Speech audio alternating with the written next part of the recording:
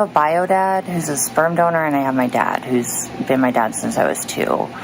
And they're very different. Neither of them tried to abandon me at any point ever. In fact, I spent most of my life with my mother trying to keep me from my biological father. And luckily I wasn't raised around thinking any of his behavior was natural or normal. I had literally by a landslide one of the best father figures a girl could have ever asked for my dad. And yeah, I was legally adopted, but my dad is so amazing, and he's so good to my mom, and he took care of all of us, and he treated me a little special because I was the kid that had all the problems, that were hiding in the dark that they tried to shield me from with my bio dad. I asked for the expensive shit, and I was never told no. And when my mom and I would get in fights, and when I tried to talk to my real dad, my dad is the one who took me to go see my real dad. My mom wouldn't have anything to do with it. When I tried to get to know him, my dad is the one who took me to go see him. So, damn, that man he's the strongest man I know. He's the most consistent, reliable guy I know. He loves my mom more than anybody really should. She's a fucking cunt. I'm just kidding. I love my mom, but she's a fucking cunt. And she's done things to him. And, man, he just keeps taking it. And then they finally establish boundaries where they both feel respected. And one of those boundaries is that he doesn't control where the money goes, even when he makes it. Because that caused a lot of problems with them. But, yeah, and he won't. I don't talk to him as much about stuff with my mom anymore as when I was a kid. When I was a kid, I'd run to him and be like, Dad, Mom's a cunt. Did you see what she said to me? Did you see what she did? I could give you guys details about fights between me and my mother, and I'm not going to. There is a weird rumor spreading right now, though, that I pushed her down the flight of stairs, which is not true at all.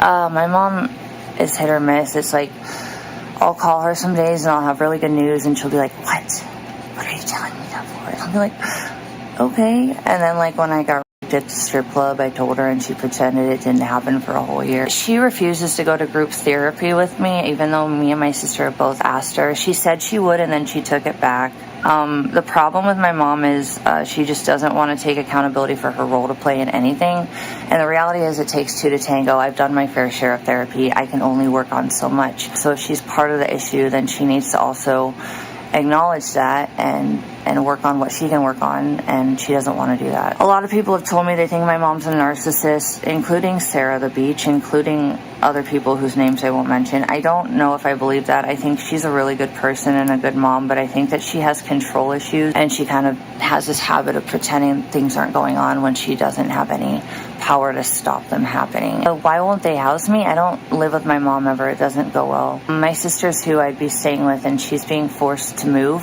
right after she had a baby, so we're not happy about that. It's pretty bullshitty. I'm not going to tell you how I feel about Grandma right now because I love her more than anybody. She is one of my favorite people on this planet, and when she dies, I may have to check myself into a psych ward because I don't know how I'm going to handle it. However, our family is not pleased with her right now, how she's handling some shit, and I can't tell you guys more than that. And I've already said too much, and I'm done now.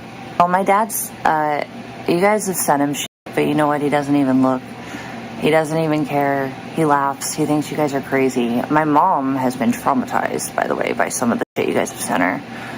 But she's changed her number, so you guys are really texting a number that she doesn't have. At my dad's funeral, I'm probably going to be the sibling that literally just has the most amazing shit to say about him, because I'm so grateful he took me in, and he made me his own, and he gave me a good environment to grow up in, and he taught me what I should expect in men and what I shouldn't tolerate in men. Do you like making people feel beneath you? Does it make you feel good to feel superior? I think some of you guys have superiority complexes, honestly. I really don't have cellulite that bad, though, to be honest. Yes, I gained 40 pounds in 6 months. Shit happened. I literally gained 30 pounds all by myself because I quit meth. I wasn't around Nick. I didn't have a script for Adderall, so I had double destimulated myself. And then I was stress eating because I was numbing my brain with shit. So it made me kind of chunky. But I think I've lost a little of the belly, which is cool. I do not have jowls, pee panties. You're so strange. Why are you such a hater, pee panties? What's your actual problem? You're actually a fucking weirdo. Spending all this time trying to shit on me, it's weird. Do you like making people feel beneath you? Does it make you feel good? I'm not triggered, though. But the fact that you're actually saying I'm triggered makes me, Hey, pee panties, bye. But the fucked up part that I probably shouldn't even tell you guys, but I'm going to tell you guys, sometimes you guys are my therapist. When I got in the club,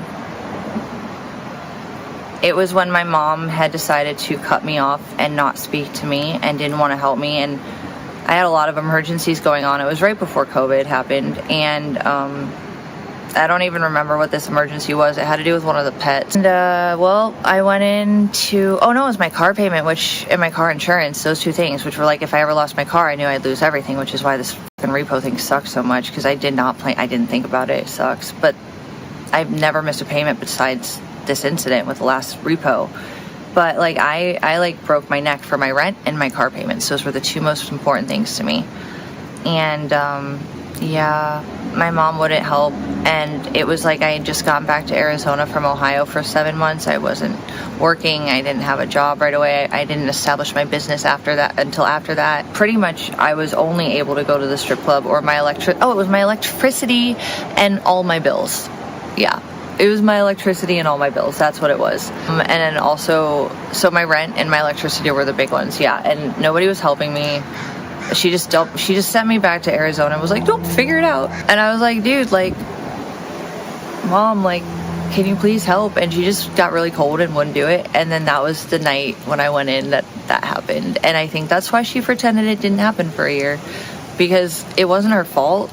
But, like, I don't know. I think she could have done better, and she knows that. Why are you telling me all this? I don't know who it was, Smegma. It was really blurry, and I try not to think about it, and I actually don't want to talk about it anymore. I'm going to move on from that topic. I don't know why I felt the urge to tell you guys. I guess I just needed to talk about it to someone. But, yeah, I think that she feels guilty, and that's why she didn't acknowledge it for a year. And then when I went to see my therapist, like forced her to acknowledge it, and she had to apologize. So that was rough too. What happened was that I followed a bouncer to a shittier club that I did not like as much, and I didn't feel as safe at. It was in the city. It was grungier clients, and I thought that bouncer had my back, which is why I followed him there. And he literally like watched it happen and then berated me for it after, and told me I was always the victim. And I did it to myself, and I was like barely coherent, and I drove myself home. And because I was drunk, and then I was drugged. I think I had to have been drugged because I'd only had like 3 shots. I am unabashedly myself, and I'm quite funny, but I don't like make a big deal out of it. And if it goes over people's head, it's even more funny to me at that point. So yeah, I'm pretty subtle with my fucking bullshit, and if you can pick it out, that's cool. Then I think you're a little more high IQ than the rest, and that is a compliment, because I don't think that many people are common sense IQ levels. Frankly, I just need people to be like a 110, 100 IQ, and I'll be happy. Nick isn't even a 110. He's a 90. So there's that. No, I can't do splits. I have hernia problems and muscle tissue problems, and I've actually ripped open a hernia flipping off a pole once. I'm not kidding. That is literally dead serious in 2014. I don't know what to do about that one. I don't like it at all. It scares me, actually, but like, what do I do? You know, I texted her. She did text me back. But that was it. I told her she needed to talk to me. I needed to know what the fuck was going on, and that I was worried about her, and she has not responded. So, I mean, I hope it's really her responding, you know? Yeah, I'm not like the rest of them, you know, like Nick and Nano and Dex, where I like needed it constantly. But I also had Adderall, you know? It didn't upset me when I didn't have to use it anymore. The most it did to me was make me sleep for like 3 days, and then I was done. It was like, it wasn't that bad. So I don't actually understand their struggle with letting it go so much. I mean, you have to really find people that are into that to be around it, right? So all you got to do is find healthier people to be around, and that was what I had to learn. I've never had an issue letting it go, any drug really go, except for weed. But I like weed. It's more like it helps my fucking brain. Okay, yeah, I've never been addicted to anything. I've always been an experimenter, but I don't even think meth is that addictive, really. I think it's just, actually, I've had a lot of people tell me that they don't think I'm the type to just develop an addiction. I'm more of the, ooh, if it's around, she might try it type, you know what I'm saying? And that's the one that made me the most physically sick, Presley, to stop when I stopped the vapes. The meth stopping it just made me sleepy, dude. That's so gross, King Kush. I hate that was what made Nick go crazy, was the hot rails. I also had my Adderall, so When I didn't have my script though, I was trying to find like cocaine and like a lot of caffeine pills, and it wasn't the same. I need my Adderall script, but it's winter right now and spring in California, so I'm not going to have a lot of issues with my medical issues until it gets hotter. So I might even be okay not having Adderall, but the getting off the stimulants, it's made me fat and it sucks. So I don't like that. So we need to work on that, but I don't think Coke is very addictive. It just makes me cranky when I come down. That's it. I like it better than meth, obviously, but I think it's higher end and classier, but it's all problematic, you know. It's all got its flaws. Coke is more like a fun, party drug. That's usually what I use it for, minus like that one couple of weeks that I used it for work. And then what else do I really like? Mushrooms and acid forever, baby. Okay, mushrooms and acid are all I give a fuck about. I do seek out mushrooms a lot. I love them. I don't get them all the time, but I'm always wishing I had some. But they mentally stimulate you to a point of epiphanies that you never forget. And I love that. That is therapy, man. That is accountability shoved in your face. I love mushrooms so much, especially penis envies. Yeah, I love hallucinogenics, so they're always going to be my favorite. And when I met Nick, that was all we did. And he did the meth when I didn't know he was doing it, so I didn't realize how bad his situation was getting. Shrooming is just amazing, though. He actually punched himself a couple of times on shroom trips because he hated himself so much. I guess the realization of hating himself hit him in the face too hard or something. We were like in bed about to have sex, and he just started punching himself, saying how he wasn't good enough. He didn't say he wasn't good enough for me, but he was just saying he wasn't good enough, and then he was shaking in a ball, sweating, and I don't know. The reality is he doesn't like taking self-accountability, so maybe that's why mushrooms don't work to him. Yeah, I need my ice cream. I don't have any ice cream. I need to get some. You're being really passive-aggressive hater, okay? I know your type very well, and I'm not as stupid as you think I am, and I just, you know, I could ban you if I wanted to be sensitive, but I don't feel like you're actually going too far with slander. You're just saying some weird shit that is like nobody else agrees with it, for the record, and I don't, and that's really all that actually should matter, right? Is that I like what I'm wearing, and I like my hair, and I like how I look today. I don't entirely, for the record. It's not the truth. That's a literal opinion, dude. IBL fan. Okay, goodbye, IBL fan, especially because you're in my fucking chat. Like, goodbye. You're not welcome. Nobody with that name is welcome in my fucking chat, for the record.